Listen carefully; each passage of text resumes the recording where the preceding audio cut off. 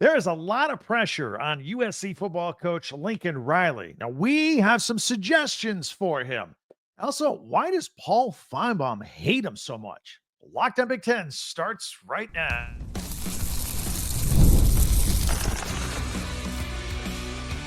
You are Locked On Big Ten, your daily podcast on the Big Ten Conference. Part of the Locked On Podcast Network, your team every day. Welcome to Locked On Big Ten. I'm Craig Sheeman, 40 years as a sports talk show host and play-by-play announcer. And I want to thank you for making us your first listen each and every day. We are free and available wherever you get your podcasts and on YouTube, part of the Locked On Podcast Network, your team every day. Hit that free subscribe button down below, please, while you're watching. All right, lots to get to here today. The pressure on Lincoln Riley is real. His athletic director, she's ready to win now. And we're going to dig deeper into Paul Finebaum's hatred of Lincoln Riley. Plus, we'll have our Tuesday tweets, all that coming up. But first, Lincoln Riley needs to make some changes at USC, or he's not going to be there much longer. One of those changes that he should make, you ask? Well, he should follow the footsteps of Ryan Day of the national champion Ohio State Buckeyes and give up offensive play calling. Sounds crazy, right? Until it doesn't. But he better do something fast, because it sounds to me like his boss, USC Athletic Director Jennifer Cohen, who inherited Riley and his big contract, which she took over in the summer of 2023, isn't really happy with how things are going these days. And I'm going to get to that in a minute. But first, let's get back to this play calling idea. Lincoln Riley has been known as an offensive guru in college football for a long time. It's why USC hired him away from Oklahoma. So Riley's teams at Oklahoma and USC, look, they've been able to put points on the board, yardage, pile it all up. They just haven't been able to stop anybody. Always bet the over on a Lincoln Riley coach game, but I digress. Back to the offensive guru thing. Look, he's earned that reputation as a quarterback whisperer. And if you need proof, Baker Mayfield, Kyler Murray, they won the Heisman Trophy under Riley at Oklahoma. Then Caleb Williams won it under Riley at USC. Jalen Hurts, by the way, at Oklahoma, in the 1 year he was there, came in second in the Heisman. And I will argue that Riley, in 1 year, took Hurts to a new level that he wasn't getting at Alabama and made him a good enough passer to get drafted in the NFL. And I'm not sure that he was on the track to do that when he was at Alabama. Remember, he got benched in favor of Tua Tagovailoa in Tuscaloosa.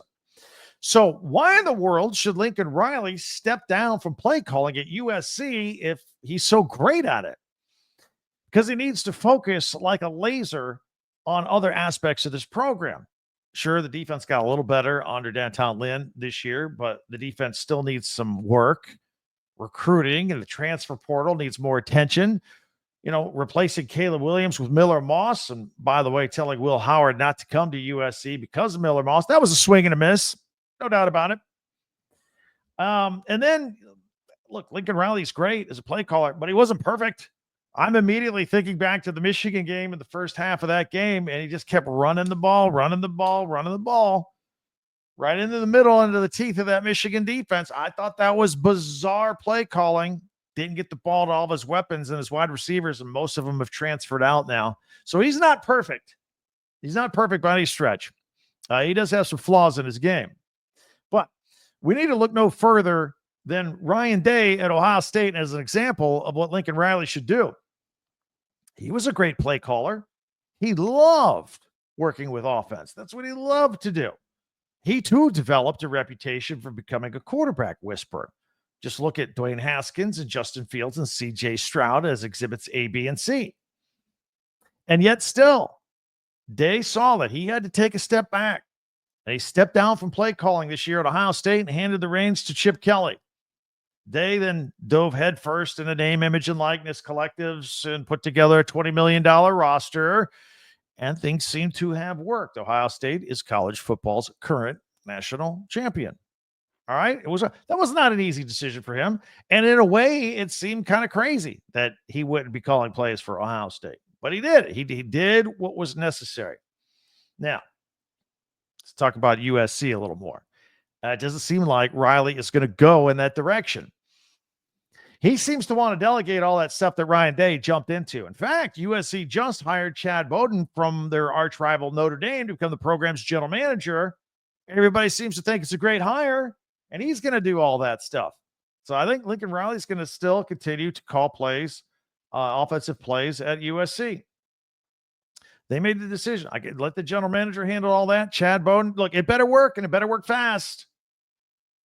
Because I'm getting the sense that USC athletic director Jennifer Cohen expects a little more out of her $110 million head coach than a 7-6 record. Keep in mind, she's new. She took the USC job in August of 2023, and she was not the one that hired Riley. She inherited him. And it was former AD Mike Bond who hired Riley from Oklahoma, gave him a giant mansion and a 9-figure contract. And you know how ADs like to make a splash and hire their own people, right? Is there some of that waiting in the wings at USC? I don't know. Jennifer Cohen recently gave an interview that caught my eye where she said she specifically said she's not satisfied with a 7-6 record in football.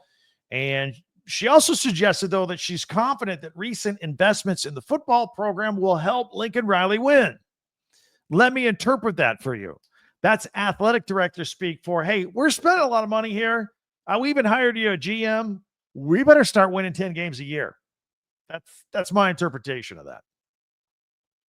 Let's not forget, we're probably a month and a half away from having USC join all the other Pac-4 athletic directors who now have to carve out $20 million every single year in their annual budgets to pay revenue share money to past, present, and future athletes. So that's going to be a big deal. And with revenue share and name, image, and likeness collectives directing money to certain sports, I found another comment by her very interesting when she said that USC needs to start playing, the football team needs to start playing at championship levels in order to determine how money is going to be divided throughout the athletic department. Right now, she may want to give more money to the women's basketball program. They're doing so well. Football better win, or they're not going to get all the money invested back into them, into the football program. That's how they're going to do it. That's how she's going to. Doesn't it usually work the other way around? Isn't it usually like the athletic department invests in the football program and gives all the money to the football program, and then the football program supposedly starts winning? Football runs everything. Not women's basketball, not track, not men's basketball, none of that. It's football everywhere. At least that's what I thought. Could be some tough, interesting times for Lincoln Riley moving forward at USC. We're not done. There's some other things I want to talk about regarding his situation there. We'll get to that in a minute. I would love your thoughts. USC comments, you fans out there, you Trojan fans, you guys are pretty vocal when you do comment here on this YouTube page. And love to hear from you on the future. And what do you think of this athletic director? What do you think of Lincoln Riley? Let's get it going with the comments in the YouTube comment section here. Whatever you do, hit that subscribe button for free and follow Locked On Big Ten for free wherever you get this podcast. And you always get the latest episode of Locked On Big Ten as soon as it becomes available each and every day. And if you don't mind, go ahead and share, follow, and like Locked On Big Ten as well. That would really help us out as well. We always appreciate that when you guys do that. And don't forget to check out our website, talkbig10.com as well. All of our podcasts go there, and you can hit links where you can buy USC Trojan shirts and hats and T-shirts and pennants and all that stuff, all the merchandise for your school spirit right there, talkbig10.com. All right, now, while we mentioned that there are some challenges and shortcomings for Lincoln Riley, let's dig into more Paul Finebaum hatred for Lincoln Riley and USC. We're allowed to criticize Lincoln Riley. He's one of our own. He's Big Ten. Paul Finebaum has it in for Lincoln Riley. I don't get it. We'll talk about that a little further. Plus, our Tuesday tweets are coming up right here on Locked On Big Ten. It's tax season. It's tax season. Get ready. All right. I want to tell you about Intuit TurboTax. You know, back in the day, taxes was dealing with piles of paperwork and frustrating forms that maybe we didn't understand everything, and then waiting and wondering and worrying if you're going to get any money back, if you're going to owe money. Now Taxes is easily uploading your forms to a TurboTax expert who's matched to your unique tax situation, an expert who's backed by the latest technology, which cross-checks millions of data points for 100% accuracy. And while they work on your taxes, you get real-time updates on their progress, and you get the most money back guaranteed, all while you go about your day. No stressing, no worrying, no waiting. Now Taxes, Intuit TurboTax. Get an expert now on TurboTax.com. Only available with TurboTax Live full service, real-time updates only in iOS mobile app. See guarantee details at TurboTax.com/guarantees.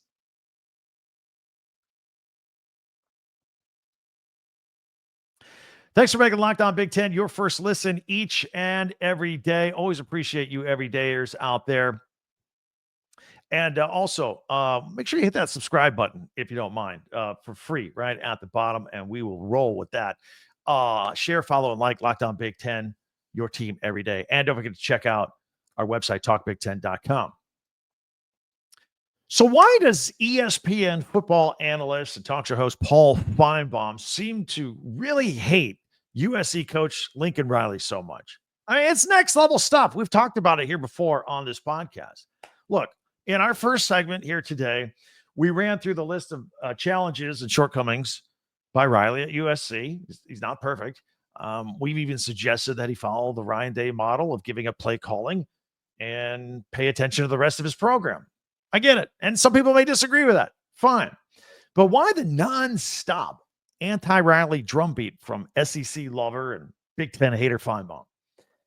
Last week, he called him an average coach, which actually is an upgrade from what I've heard him call Riley. He's called Riley a fraud before. That's a little strong, calling a guy a fraud, don't you think? He then went on to suggest back in the day, throughout the whole season, that Riley was going to be fired at the end of the year, which, by the way, last time I checked, has not happened. So Finebaum's wrong.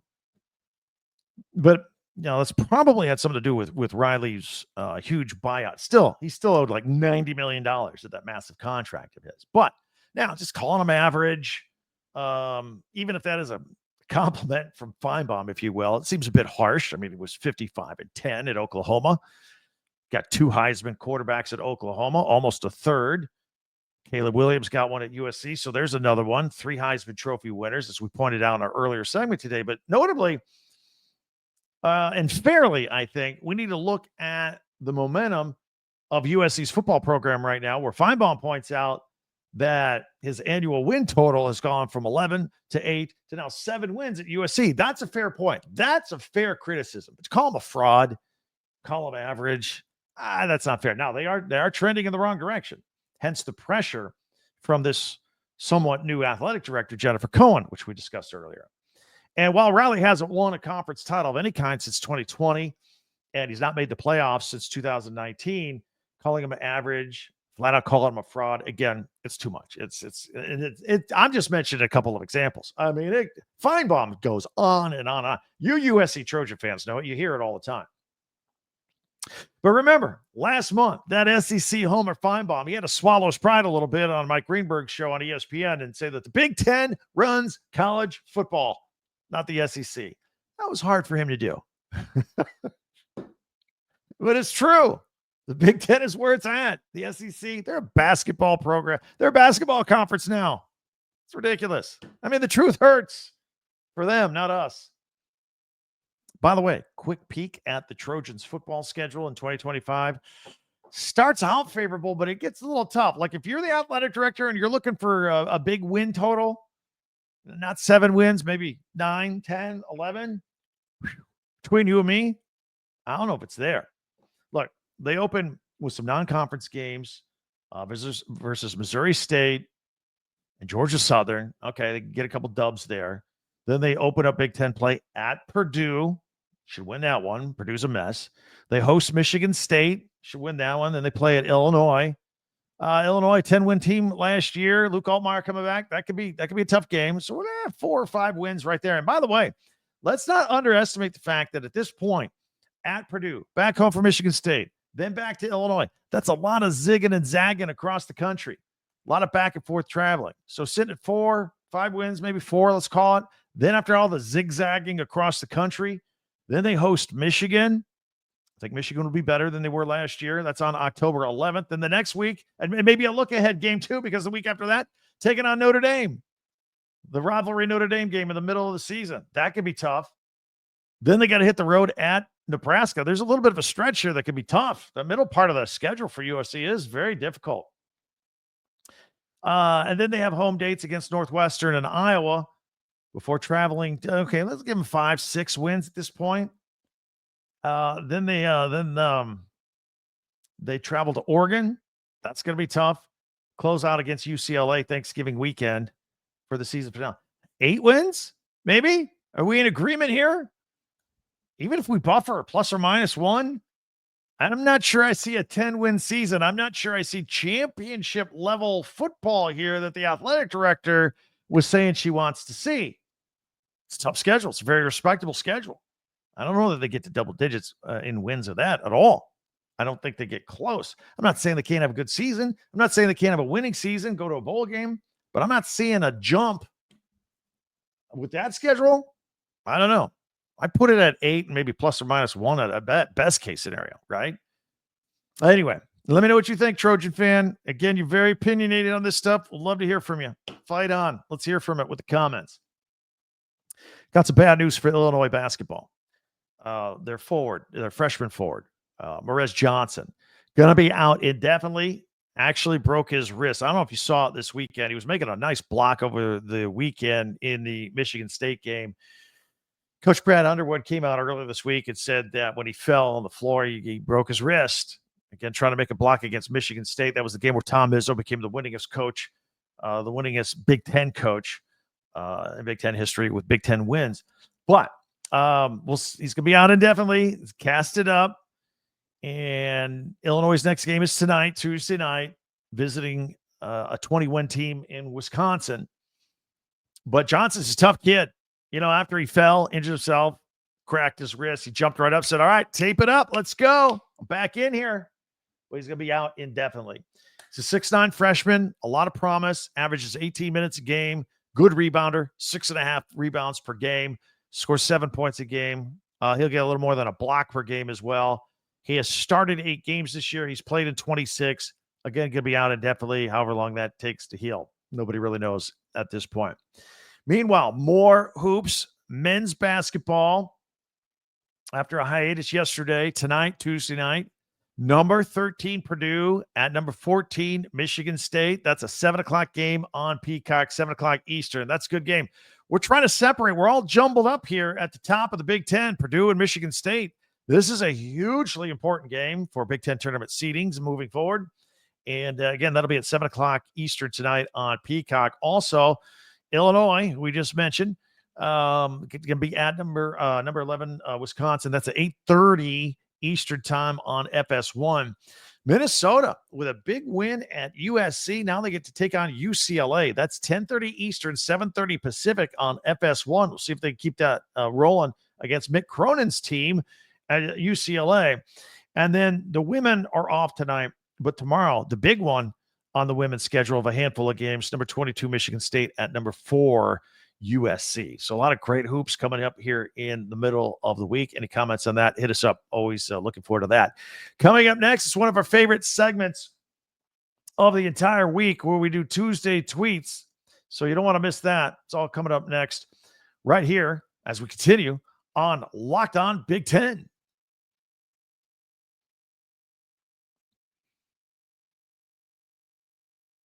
We always have a feature for you here at the end of the program here on Locked On Big Ten. So let's check it out. Monday, we always do top 10 Big Ten observations for the weekend. Tuesday tweets. If you hit us up on Twitter at X, at Talk Big Ten, I always pull stuff from there. If your stuff's there, I'll put it on here on Tuesdays. Wednesdays, we do power rankings. We'll do that tomorrow. And then Thursdays, we look at Big Ten classics. And Fridays, we'll make our basketball picks going into the weekend.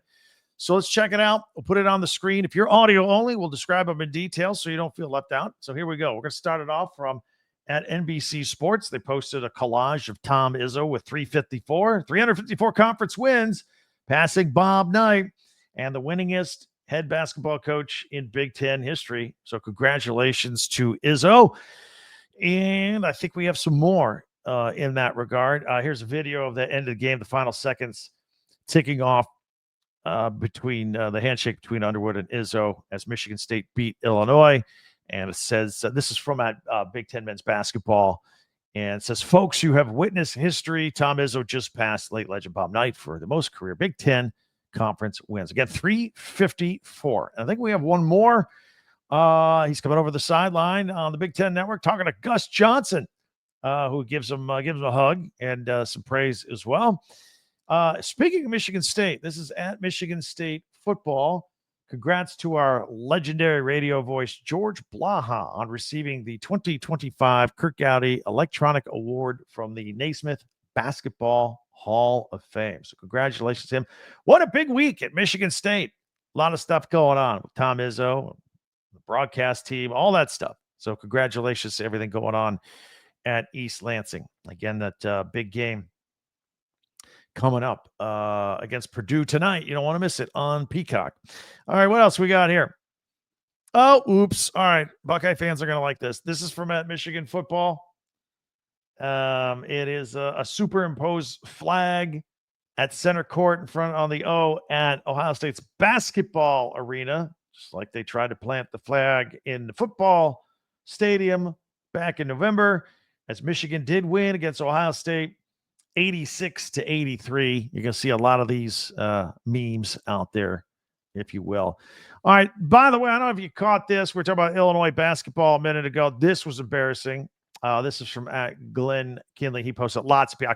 I could have picked a dozen of these to put. I just chose this one because the picture was good. But Terrence Shannon Jr. came back. Great Illinois basketball player. Now with the Timberwolves in the NBA. And so he came back and they retired his jersey. It's number 0. Except they unveiled it, they unrolled it, and it was upside down. We talked about this on yesterday's podcast that their athletic director jumped into the post-game press conference before Brad Underwood got out there and apologized, says, this is on me, even though I didn't do it. Everything in this building falls on me. This was an embarrassment. They were able to take some pictures with Terrence Shannon's family with it turned around the right way. But it was embarrassing. That was an epic fail this week at Illinois that everybody around the country saw. Here's from at Indiana football, reminding everybody what a great season they had. 3 Hoosiers on the PFF top 101 of the season. Quarterback Curtis Rourke at number 41. Mikhail Kamara coming up at number 59. And D'Angelo Pons. He was a fun DB to watch. 73rd on this list. Again, congratulations to Kurt Cignetti and the 11 wins. By the way, a lot of rumors out there that Kurt Cignetti is supposedly involved in the search for a new basketball coach at Indiana because of all the success. He has come out and denied it. Says this is not true. I don't know where these stories are coming from.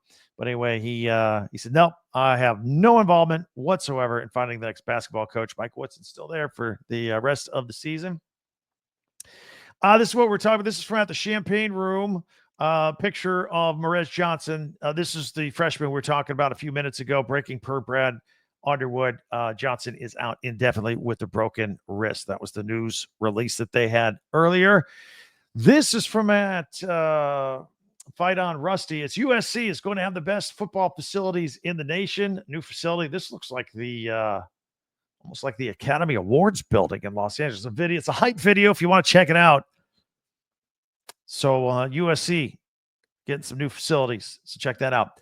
Here's from at Big Ten women's basketball. Your look at the teams that made it in the top 25 this week. UCLA, you got one loss. They're number 3. USC at number 4. Ohio State at number 8, Maryland 21, Michigan State 22, and the Fighting Illini at number 25. So 6 teams in the top 25 in the women's AP top 25 basketball poll. That is fantastic. Meanwhile, here's from at Big Ten hockey. The poll. Michigan State, the number 1 team in the country.